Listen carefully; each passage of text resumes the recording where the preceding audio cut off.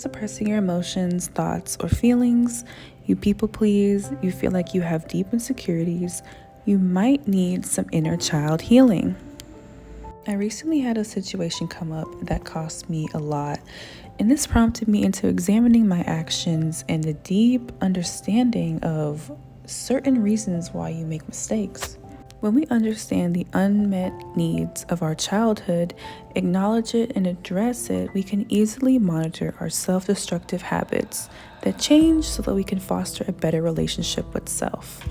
What's up, y'all? It's Lex, and here are some signs you need inner child healing.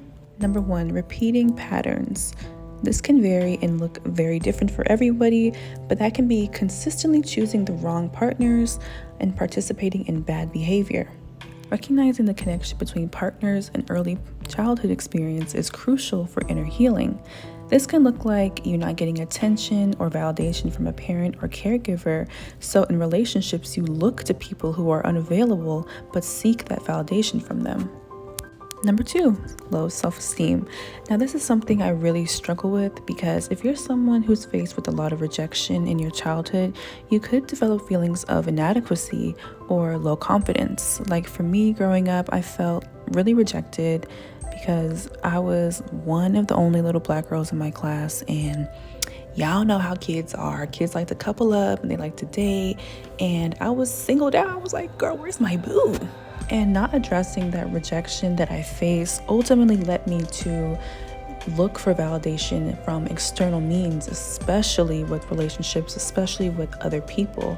And that can really bite you in the behind in the long time, because then you don't really gain assured self-concept and assured self-esteem with self. You look to others to give you that external confidence, and just like someone can give something to you, they can take it away.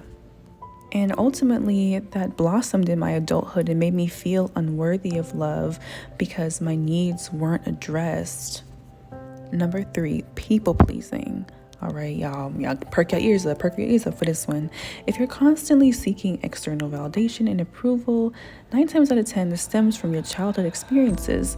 And for me, when I was moving a lot in childhood, and I was around different people, different experiences, different perspectives, and I wanted to fit in. I wanted to feel like I was part of the group, part of the collective, So I was like doing things to make me feel validated by doing acts of service for others that when they didn't necessarily deserve it, I was super shy, and I was super, super desperate of friendship, especially if you're someone that is constantly moving around or you're just in different environments of people. You want to feel that closeness and you want to feel that camaraderie.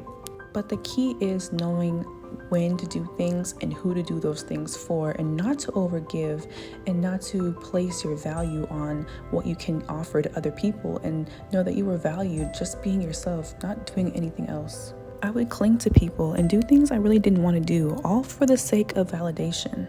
People pleasers heavily rely on praise from external to justify themselves and make themselves feel worthy. This might feel like bending your boundaries or overly giving and not speaking up for yourself.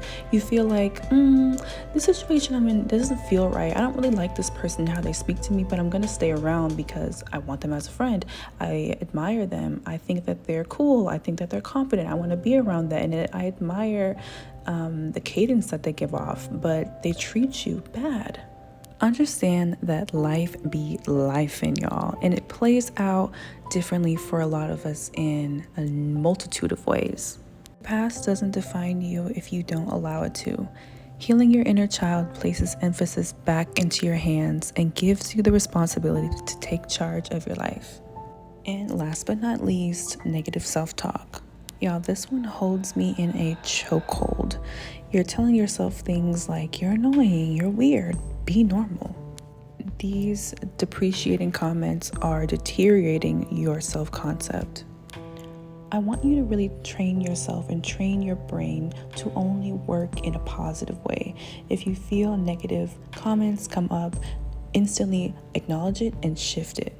Like if you're at home and you're in the mirror and you're like, oh girl, I don't know, I look a little big today, a little big back. Just be like, oh, No, I'm not. I look beautiful, I look fine. And if you want to correct certain things you're not aware of, correct it. But don't talk down to yourself.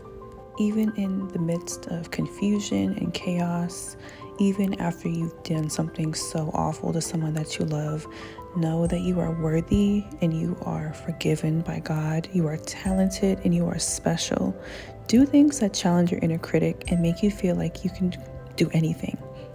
If you feel like you're scared to do something, do it. Y'all, I'm really loving these videos. I hope y'all are fucking with it. Y'all keep making sure you interact and let's grow.